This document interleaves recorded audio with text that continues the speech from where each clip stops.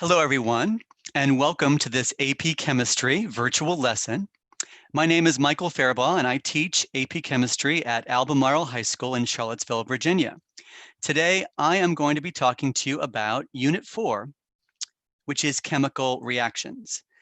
Before I start the lesson today, I just want to remind you that students, you can visit the website apstudents.org/exams2020, and you can get more information about the online AP exam format this year.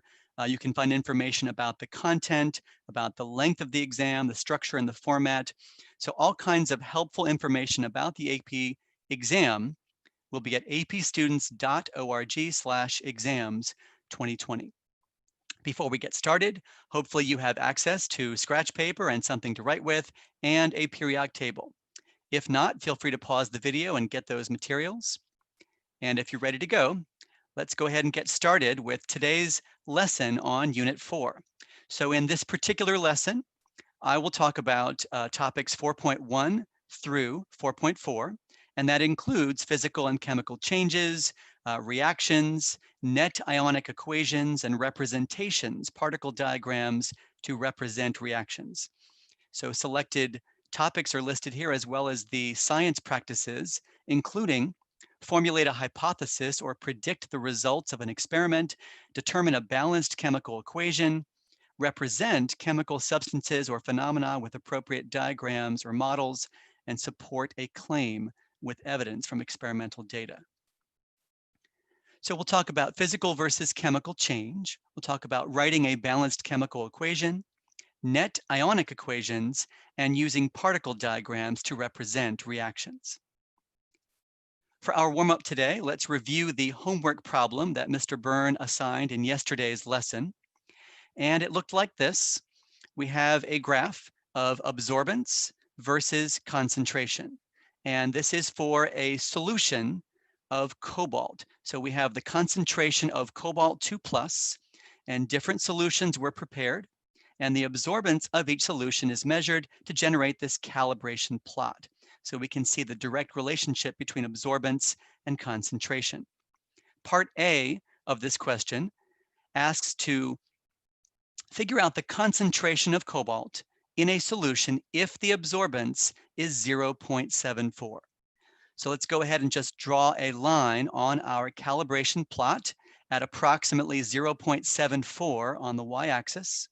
And then where that intersects the line, we can trace that down to the x-axis. So estimating from the graph, if the absorbance of the solution is 0.74, then the concentration of cobalt in that solution would be approximately 0.013 moles per liter. And they would have accepted values in the range of 0.0125 all the way to 0.0135. So based on our answer to part A, let's move on to part B so we can calculate the number of moles of cobalt, the cobalt 2+ aqueous ion, in this solution that has a volume of 50.00 milliliters. Well, we know that since molarity is moles per liter, we're going to use our answer to part A as a conversion factor to convert from liters to moles. Of course, we should also know from the metric system that there are 1,000 milliliters in a liter. So if we do this as a conversion factor, we're going to take 50, divide by 1,000, and then multiply by the molarity in such a way that liters cancels out, and we have moles in our final answer. And if we do this math, I'm going to go ahead and round off my answer to 3 significant figures just based on my estimate of the concentration. I have 6.50 times 10 to the minus 4 moles of the cobalt ion. So that takes care of the answer to part B. In part C, they are asking us to calculate the mass percent of cobalt in this 0.630 gram sample of the ore. So that means that only a small fraction of that sample is actually cobalt. So we have to do a ratio of grams of cobalt divided by grams of the ore. On the periodic table, we see that the molar mass, which comes from the atomic mass of cobalt, is 58.93. So we'll take our answer to part B and we'll convert from moles to grams using the information off the periodic table. And then this answer, which is the grams of cobalt, will be divided by the mass of the ore. So we have a ratio of grams of cobalt divided by the grams of the sample of the ore, multiply that by 100%, and that will give us the mass percent of cobalt in this sample of ore. In this case, if we do this math, we get approximately 6.08% cobalt by mass. All right, moving on to the next part of the homework problem from yesterday's lesson. It says that the student in the previous problem used a spectrophotometer to determine the absorbance of each of the standard solutions at a wavelength of 510 nanometers. It also tells us that a wavelength of 510 nanometers corresponds to an approximate frequency of 6 times 10 to the 14th hertz, which is also inverse seconds. What is the approximate energy of one photon of this light? So you have access to an AP exam equations and constants sheet. Let me go ahead and show you a portion of that. And we can see that under atomic structure, there is energy and speed of light and frequency and wavelength in equations on the left. And then we have various constants on the right. So we're going to focus on the relationship between energy and frequency. Since we are given the frequency in this problem, we can calculate the energy. And they also tell us that Planck's constant is 6.626 times 10 to the negative 34 joules seconds.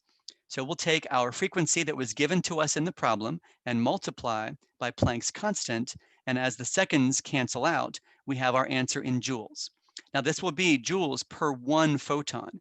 If we needed to do joules per mole, then we would have used Avogadro's number, again, which is also listed on the equation sheet. But we're just doing a joule for a single number of joules in a single photon. So this answer, 4 times 10 to the negative 19 joules, is correct. Now for the color of the light, you would have to be given more information to determine whether this was red or orange or yellow or green or blue or purple. So I'm going to give you a chart that shows you the wavelength ranges for various colors of the visible light spectrum. As you can see, 700 would be the long end of the spectrum, the longer wavelength corresponding to red light. The short end of 400 to 450 nanometers is violet light. So 510 would fall somewhere between green and blue. So the color of that light would be sort of greenish blue or cyan. All right, let's get into our lesson on Unit 4. Again, we're going to talk about physical versus chemical changes. And you probably already know this, but I'll tell you that a physical change occurs when a substance undergoes a change in properties, but not a change in composition. So one example of a physical change is a phase change. For example, the melting of ice, the freezing of pentane, the evaporation of methanol, the condensation of hydrogen chloride, the sublimation of carbon dioxide, or the deposition of iodine. As you can see in all of these phase changes, the chemical formula on both sides of the equation remains unchanged. So all we have is a change of phase. That's a physical change. Another example of a physical change would be separating a mixture. So for example, if we had a solid and we were separating it from a liquid using filtration, or if we had a mixture of two substances that had different boiling points, we might separate that mixture using a technique known as distillation, or possibly a chromatography experiment to separate two or more substances on the basis of how well they interact with a mobile phase and travel up the paper. All of these separation of mixture techniques involve physical changes. So in contrast, a chemical change involves a transformation of one substance into a new substance that has a new composition. So rather than, let's say, simply evaporating water, if we undergo electrolysis where water is transformed into hydrogen gas and oxygen gas, those substances are completely different. That would be a chemical change. Other examples might include the combination of carbon monoxide and hydrogen gas to make methanol, or the reaction of sodium metal and water to produce aqueous sodium hydroxide and hydrogen gas, or possibly a reaction between two chemicals that are aqueous, silver nitrate and sodium chloride, and we produce aqueous sodium nitrate and silver chloride. So we can have conversions of one substance to another. That's a chemical change. Now, if we think about what's happening at the particle level during physical versus chemical changes, if the only attractions that are broken or formed are intermolecular or interparticle forces, then it is likely that a physical change is occurring. For example, if we're just evaporating water, we're breaking the intermolecular forces between the water molecules. But if chemical bonds are broken or formed, then it is likely a chemical change is occurring. So here we are forming and breaking bonds as we transform hydrogen and oxygen to produce water. Now, the course and exam description describes the fact that dissolving salt in water, for example, arguments could be made for that process being either a physical or a chemical change. Chemical, because ionic bonds are broken as the salt dissolves, possibly a physical change because we are producing interparticle forces such as ion dipole forces. So the AP exam would not ask students to classify the dissolving of salt in water to be a physical or a chemical change. That's too ambiguous. So again, focusing on phase changes and simple breaking of intermolecular forces would be physical. Breaking chemical bonds to produce new substances, chemical change. The next thing I'd like to talk about in this lesson is writing a balanced chemical equation. So I'm going to give you a description of a chemical reaction, and we'll turn this into a chemical equation. Now, you don't have to memorize chemical formulas. By and large, the AP exam, when they ask you a question, they typically give both the name and the chemical formula. So if I say calcium hydroxide and you can't remember the exact formula of calcium hydroxide, they're not going to try to put a naming question along with writing a chemical reaction. So I'm telling you that calcium hydroxide is Ca parentheses OH2, and that hydrobromic acid has the formula HBr. So we have solid calcium hydroxide reacting with a solution of aqueous hydrobromic acid, and it produces water, so H2O, liquid water, and aqueous calcium bromide. Now, on the AP exam, if you are asked to write a balanced chemical equation, in your answer, you are not going to be required to include the phase of matter, such as solid, liquid, gas, or aqueous. So I'm going to go ahead and rewrite this equation without the phases of matter, and that would still be correct. However, you should double check your final answer to make sure that each chemical formula has been written correctly and that your equation has been balanced correctly. So we have 2 bromine atoms on the right side of the equation. So we'll add a coefficient of 2 on the left. And now, as you can see, we have a total of 4 hydrogen atoms on the left and 2 oxygen atoms on the left. So we'll add a 2 as a coefficient in front of the water. And now this equation is completely balanced. All right, here's another example of a chemical reaction that we can turn into a chemical equation. We have phosphoric acid, H3PO4. It reacts with potassium hydroxide, KOH, and it produces water along with potassium phosphate, K3PO4. So considering the left side and the right side of the equation, there's a variety of ways you might consider balancing this equation. If I start with, let's say, oxygen, I can see that there are exactly 5 oxygen atoms on both sides of the equation. With respect to phosphorus, there's only 1 phosphorus atom on each side of the equation, but hopefully you can see that there are 3 potassium atoms on the right, and there is only 1 potassium atom on the left. Let's go ahead and add a 3 in front of the KOH to balance the potassiums. Now this certainly changes our total for oxygens and hydrogens. We now have a total of 6 hydrogens on the left. So therefore, if we need 6 hydrogen atoms on the right, if we add a 3, this will also give us a total of 7 oxygen atoms, and the entire equation is now balanced. All right, here's another example. We have a chemical that is undergoing combustion, and the formula of that chemical is C5H12O, and it's reacting with oxygen to produce carbon dioxide and water. Now, I bring up this particular example because it illustrates a point that some students might make a mistake, even if they are very good at balancing equations and they've done it for years and they've practiced it and they understand how to do it, they still might make a mistake either because they're not quite paying attention or they're going too fast. So I'm going to start with the carbon. I see 5 carbons on the left, so I'll balance the carbon by putting a 5 in front of the carbon dioxide. I see 12 hydrogen atoms on the left, so I'll balance the hydrogen by putting a 6 in front of the water on the right. So at this point, a student might take a look at their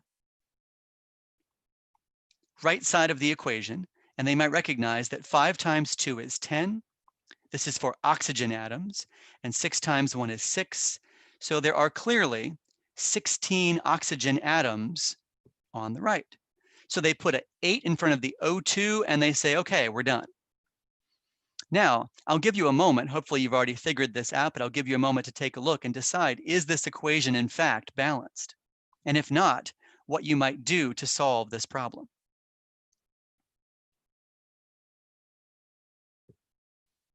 Well, hopefully you can realize that we do have to count all of the oxygen. So in fact, if we put an 8 in front of the O2, we now have 17 oxygen atoms on the left side of the equation. So we'll have to solve this problem by getting exactly 16. So this is how I might do it. And I might use 15 over 2 as a fraction, or 7.5. Now at this point, the equation is balanced because we have a total of 16 oxygen atoms on each side. And depending on the specific information given to you in the question, this might be your final answer.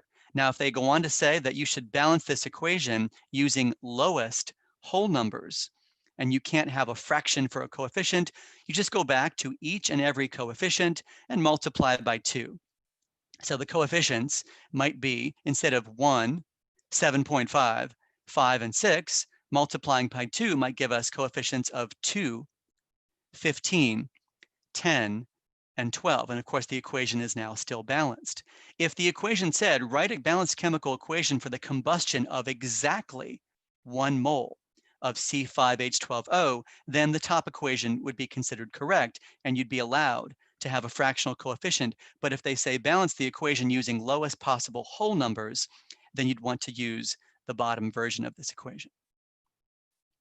All right, here's another example of a chemical equation. This involves magnesium nitrate, so Mg parentheses NO3, 2. It reacts with sodium phosphate. Sodium phosphate is Na3PO4. And the products of the reaction are sodium nitrate, NaNO3, and magnesium phosphate, Mg3 parentheses PO4, 2. And I would call your attention to the parentheses because some students might balance this equation in a way that might make it more work for themselves. So yes, if you look at, let's say, oxygen for a moment, there are 3 oxygen atoms with the sodium nitrate. And since 2 times 4 is 8, we have another 8.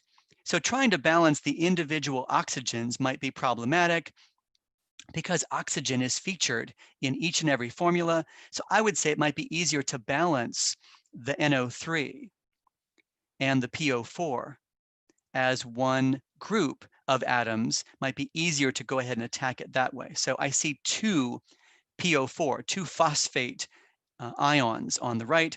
I'll definitely want 2 phosphates on the left. And then over here, I could consider what's going to happen if I end up with 3 magnesiums and I have 3 magnesiums on this side. That's going to give me 6 of the nitrate ions. So balancing it might be easier than thinking of it as 18 oxygen. So I'm going to go ahead and put a 3 in front of the magnesium nitrate to balance the magnesium. I now have 6 nitrate ions. I have PO4 multiplied by 2 on the right. I'll go ahead and get the 2 as a coefficient on the left. And now I have 6 sodiums. So 6 sodiums and 6 nitrates. The equation is balanced.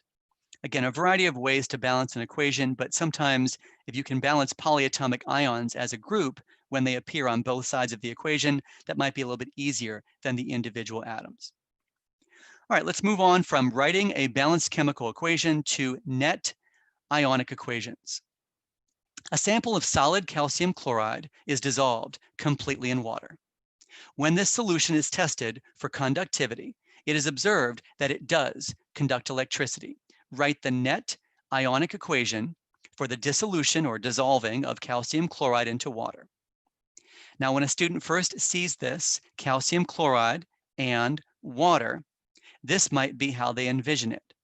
Now, the problem with writing the reactants as calcium chloride plus H2O is it might lead you down the path to assume that somehow water is reacting with the calcium chloride to produce other substances such as hydrogen or hydroxide. So it turns out that when an ionic solid dissolves in water, unless you're given more specific information about acid-base properties, or you recognize something that would normally happen in terms of acid-base chemistry or oxidation reduction, we can assume that an ionic solid that is simply dissolving into water would just break up into aqueous ions. And so therefore, the water is not itself a reactant, but rather the medium in which the calcium chloride dissolves. So I'm going to go ahead and write calcium chloride on the left, and then that's it.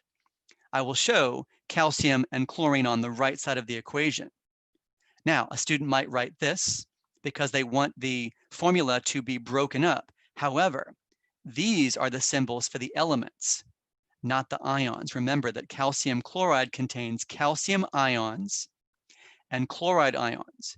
Some students will stop here. So remember that while these are the correct symbols and charges, make sure that you balance the equation. So we have to put a 2 in front of the chloride ion. So now it is completely balanced.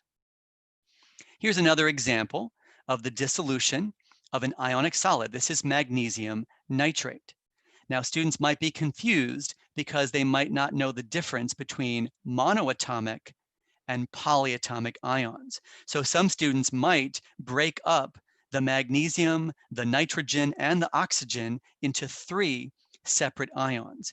But since a polyatomic ion, in this case nitrate, NO3 -1, is different than a monoatomic ion, the reaction should be balanced in terms of both atoms and overall charge. Hopefully you can see that on the right side of the equation, we have a total charge of +2 for magnesium, -6 for the 2 nitride ions, and then -12 for the 6 oxide ions. That's not going to be balanced in terms of charge. So magnesium and nitrate, those are the correct formulas. And again, don't forget to put a 2 in this case in front of the nitrate to balance both the atoms and the charge. All right, here's another example of a substance. And notice that the light bulb is on in this picture, but now it is off. A sample of methanol, CH3OH, is added to water and the solution mixed completely. When this solution is tested for conductivity, it is observed that it does not conduct electricity. Now, students might be tempted when they see OH and they're so familiar with acid-base chemistry, potassium hydroxide, KOH, or sodium hydroxide, NaOH, they might be tempted to break up the formula into a positive and a negative ion. CH3OH is a covalent or a molecular substance.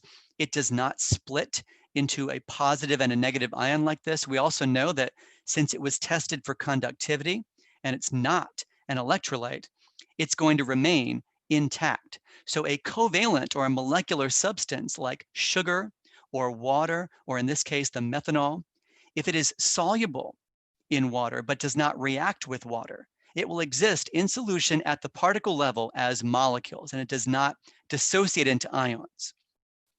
Now, if we're going to write net ionic equations, it's helpful to know the difference between whether something breaks up into ions or does not.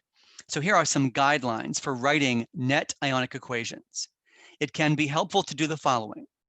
Start with a molecular equation in which you simply write the chemical formulas for all of the substances involved. And then you can make the transition to a complete ionic equation.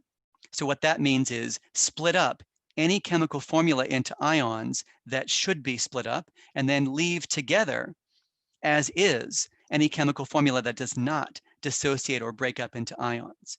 Then you can cross off what are called the spectator ions, which are the ions that appear on both sides of the equation. And then now you have the net ionic equation. So this second bullet point, the make the transition to the complete ionic equation, you might be asking yourself, well, how would I know whether a chemical formula should be written as is Or should it be split up into separate ions? In tomorrow's lesson, I will talk more about different topics of Unit 4. And one of them is topic 4.7. And in topic 4.7, they say specifically that sodium, potassium, ammonium, and nitrate, salts that contain these ions, are soluble in water. But memorization of solubility rules other than these are not going to be assessed on the AP exam. That's a good thing to keep in your head. Sodium, potassium, ammonium, and nitrate, those compounds are always soluble. Something we talked about a week ago, actually a couple of weeks ago, about strong acids and strong bases. There are 6 strong acids, and there are strong bases, which are soluble metal hydroxides, including group 1 and group 2. So these would also be 100% split up into their ions in solution. So in general, how do we know whether we should split the formula up into ions or not? If it is a strong acid or a strong base or a soluble ionic compound, then go ahead and split up the compound into ions in solution. Now, if they say it's solid, you would leave it as a solid. But if they say it's aqueous, dissolved in water, it would be split up. But if it's covalent, like I mentioned before with the CH3OH, compounds like sugar, a weak acid or a weak base would be left together as one formula. A gas like carbon dioxide or oxygen or hydrogen, a pure liquid like the methanol that I mentioned, or other types of pure liquids like water, a pure solid or an insoluble ionic solid would not be split up. So calcium hydroxide happens to be a strong base. That would be split up into ions. Hydrobromic acid is a strong acid. That is split up into ions. And in this chemical reaction, we're going to produce water. But water is just a covalent or a molecular substance that's not going to be split up. And it turns out that calcium bromide happens to be aqueous. So again, the AP exam would tell you that by using AQ or saying a solution of calcium bromide. So that would be split up into ions. And like I mentioned before, there are what are called spectator ions. So we have a molecular equation, Ca parentheses OH2 plus 2HBr, and it produces 2H2O plus CaBr2. That's the molecular equation. Now, if I cross off the spectator ions like calcium and bromide on both sides of the equation, I get the net ionic equation. And while this equation might be acceptable on the AP exam, I think just to be on the safe side, if I have the ability to reduce all of the coefficients and still get the lowest possible whole numbers, I should do that. So I'm going to go ahead and divide each of these coefficients by 2. And again, that is my net ionic equation. Let's take a look at a few more examples of converting a molecular equation into a net ionic equation. Here I have H3PO4, which is phosphoric acid. So we saw this equation earlier. We have potassium hydroxide, and it produces water and potassium phosphate. So H3PO4 is not on your list of 6 strong acids, so I would leave that together. Potassium hydroxide is a strong base. Also, it contains the potassium ion, which is soluble. That's a soluble ionic compound. Water is just a covalent compound, and it's molecular. We're not going to split that up. And potassium ions are soluble in ionic compounds. So we have potassium and phosphate. Notice that I have 3 potassiums because of the subscript 3. And on the left side of the equation, I have 3 potassiums because there was a coefficient of 3 in the balanced equation. I'm going to cross off my spectator ions, and now I have that. So on the AP exam, if you had written, for example, the following: H3PO4 plus OH minus to produce H2O and PO4 3 minus. Take a look at what I have just written and compare that with the information at the bottom of this screen. Notice that the ion hydroxide does not have that 3 as a coefficient. The total charge on the left side of the equation is -1. The total charge on the right side of the equation is -3. So make sure that when you are writing a net ionic equation, that it is balanced not only for atoms, but also for charge. All right, here's an example of magnesium nitrate and sodium phosphate. We saw this one earlier. Everything in this particular equation is soluble except for the magnesium phosphate. So nitrate ions are soluble. Compounds that contain sodium is soluble. So we have magnesium nitrate broken up into ions. That will be 3 magnesium ions and 6 nitrate ions. Then we have sodium phosphate, also soluble. We have 6 sodium ions and 2 phosphate ions. On the right side of the equation, we have a soluble compound that's going to be 6 sodium ions and 6 nitrate ions. And again, it turns out that magnesium phosphate happens to be an insoluble or slightly soluble ionic compound, so we're not going to break that up into ions. Once we cross off our spectator ions, that's going to include the nitrate on both sides and the sodium on both sides, we are left with the net ionic equation. So again, had you written this on the AP chemistry exam, magnesium plus phosphate to produce magnesium phosphate, that would be incorrect because the formula of magnesium phosphate is not MgPO4. And had you written the correct formula of magnesium phosphate, but did not balance the equation in terms of the atoms, that would also be incorrect. So watch out for how you balance net ionic equations.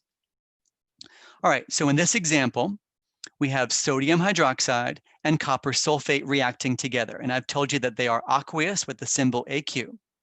On the right, we have copper hydroxide and sodium sulfate. So this section of my lesson is entitled Mistakes to Avoid when Writing Net Ionic Equations. Because I have given you the AQ or the S as a phase of matter, it should be very straightforward and obvious in this case that copper hydroxide is the precipitate because it has an S next to it for solid. So if you had to write the net ionic equation, you would not need to include AQ or S in your answer, but you should recognize that the copper hydroxide is in fact going to be the precipitate, whereas sodium and sulfate, because they are soluble on both the left and the right, sodium and sulfate are the spectator ions. So I'm now going to go through several wrong answers to this net ionic equation. And these are all very common mistakes that we see at the AP reading on the AP exam when students are writing responses to net ionic equations. So pay close attention to these examples and make sure that you can work hard to avoid making these kinds of mistakes. All right, so net ionic equation for the formation of copper hydroxide. So what did this student do wrong? Well, hopefully you can see that they did not balance their equation. Okay, here's another mistake. We're trying to make copper hydroxide. So what did this student do wrong? Well, they have balanced the equation, at least on the left, in terms of 2 hydroxide. That looks good. However, they have written their formula on the right side of the equation without the parentheses. That would also be considered incorrect. So that does not show 2 oxygens and 2 hydrogens without those parentheses. Okay, here's another mistake. Let's see what this student did wrong. They did a good job with the balancing, but the charges on the ions are missing. So again, make sure that you don't fall into these traps or these mistakes. Here's another mistake that a student made. Looks like they have attempted to balance the equation and they have charges on their ions. But if you look closely, the charge on the copper ion should be +2, not +1. So again, pay attention to these little subtle mistakes that students can make. Here's another one that might happen. They have charges on their ions, but unfortunately the signs of the charges on the ions are reversed. So copper should be +2 and hydroxide should be -1. Again, these are all mistakes that students might make. Hopefully you don't fall into these categories with your answers. In this case, it's very clear that copper hydroxide is a solid. So here is another example of a student mistake. They have written a correctly balanced equation for the wrong product. So we know that sodium sulfate is aqueous, therefore it would be split up into separate ions. The product should be the insoluble ionic solid, not the aqueous ionic solid. And then this person tried really hard to get all of the information out there, but this as their final answer would be marked incorrect because the spectator ions were not crossed off on both sides of the equation.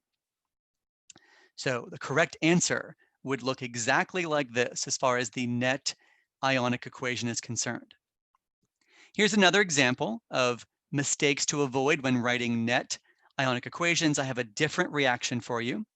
It says a strip of solid aluminum metal or aluminium metal is added to a solution of copper 2 chloride. The products of the reaction are solid copper and aqueous aluminium chloride. So we have to look at aluminum or aluminium reacting with copper 2 chloride. So there's the correct formula, and that's a solution of, so it's aqueous.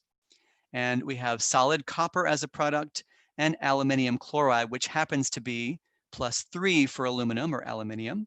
So we have not balanced the equation yet.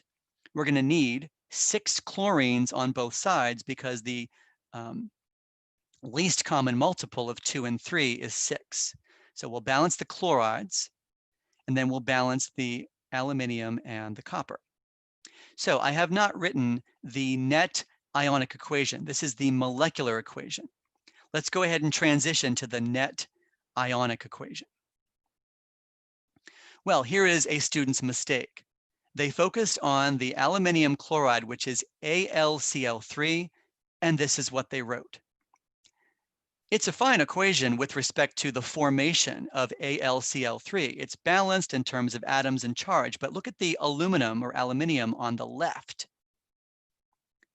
The charge on the Al on the left side of the equation is 0. It's not +3. So it doesn't start off as ions, it starts off as atoms.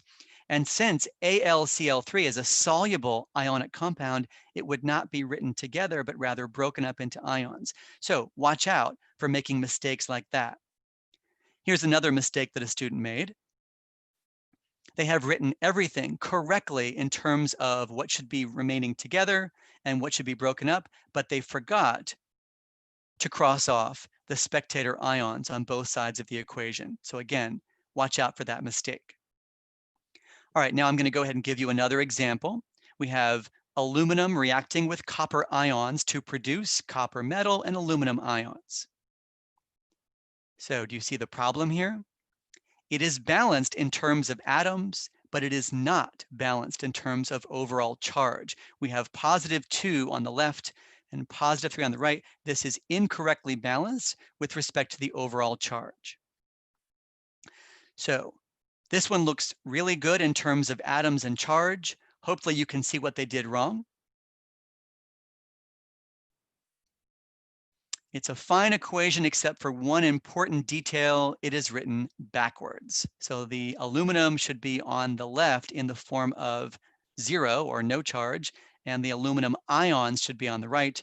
Copper solid should be on the right, and copper ions on the left.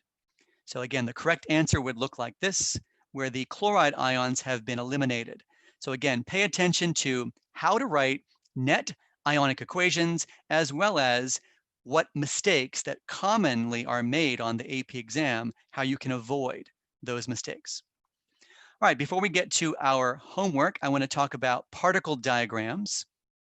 So here is an example of a chemical reaction involving 2 moles of hydrogen reacting with 1 mole of oxygen to produce 2 moles of water. So how would particle diagrams be used to represent this reaction?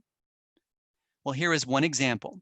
So I have 4 water molecules in the box on the right, and I have 4 hydrogen molecules in the box on the left, and 2 molecules of oxygen in that same box. So particle diagrams can be used to represent the reactants and the products in a chemical reaction. You can see that there is a 2-to-1 ratio between the molecules, just like there is in the coefficients in the balanced equation. So on the left, we have 4 molecules of hydrogen for every 2 molecules of oxygen. Now, you can also use particle diagrams to illustrate the concept of limiting reactants. So in this case, I have not given you exactly a 2-to-1 ratio between hydrogen and oxygen. So here are 2 molecules of hydrogen and 1 molecule of oxygen. That would make 2 molecules of water. Here's another 2 molecules of hydrogen and 1 molecule of oxygen. That would make another 2 molecules of water. So as you can see, we're actually going to run out of hydrogen. I've got another 2 molecules of hydrogen, 1 molecule of oxygen. I've got 2 more waters, but I've got this particular oxygen now is left over. So you could use particle diagrams to indicate the ratio and what might be considered leftover, excess at the end of a reaction. All right, in terms of particle diagrams to represent reactions, here we have silver nitrate, which is a soluble compound, reacting with sodium chloride, also soluble, to produce silver chloride and sodium nitrate. Since sodium and nitrate are always soluble, we have a precipitate of silver chloride in this case, and I'm going to show you that with the phases of matter. So everything is aqueous except for solid silver chloride. All right, here's an example of particle diagrams. A dilute solution, so not very concentrated, of silver nitrate is combined with excess sodium chloride to form solid silver chloride. Which of these diagrams best represents the ions that are present in significant concentrations in the solution? Justify your answer. Well, before we look at these diagrams closely, let's try to get the net ionic equation for this particular reaction. So for the net ionic equation, I'm going to go ahead and split up the silver and the nitrate because it's soluble. I'm going to split up the sodium and the chloride because it's soluble. I'm not going to split up the silver chloride because it is insoluble. That's a solid. And I'm going to split up the sodium and the nitrate. Cross off my spectator ions on both sides of the equation. And here is my net ionic equation, with the spectator ions being sodium and nitrate. So what I'm looking for is solid silver chloride on the bottom of this beaker and sodium and nitrate in solution. This looks like a very attractive and possibly correct answer. It's got sodium and nitrate in the solution, still dissolved, and there is the solid silver chloride on the bottom. The only problem with this particular diagram is if I didn't read carefully, I might have ignored this particular phrase, with excess sodium chloride. So what does that mean? Well, what it means is that if sodium chloride is the excess reactant, there's going to be excess left over, and silver nitrate is the limiting reactant.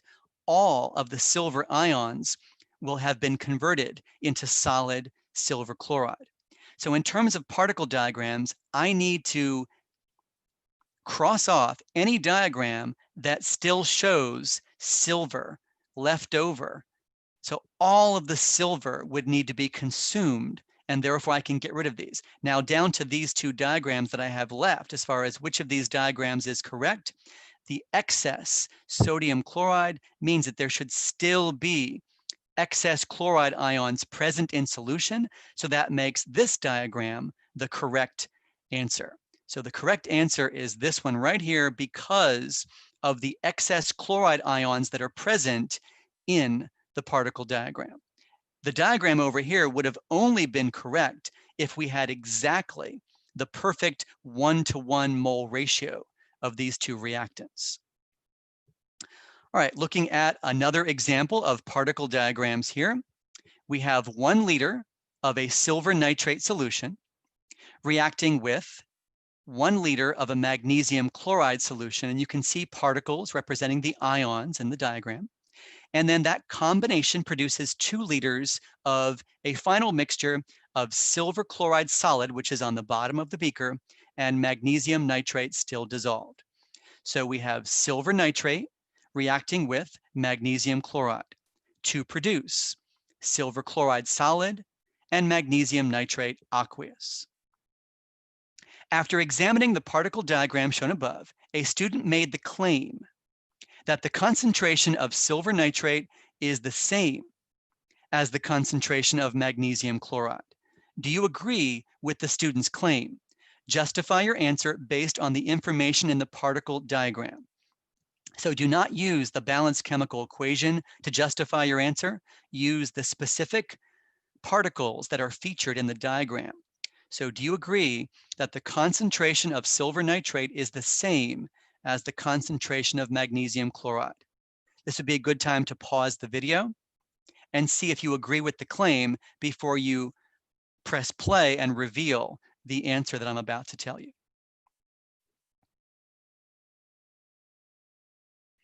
Okay, well, if you look closely at the diagram and we start counting the positive ions here, this is silver.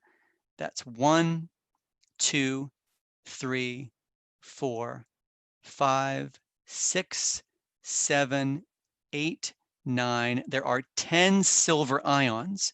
Now for the cations, Mg2+, 1, 2, 3, 4, 5.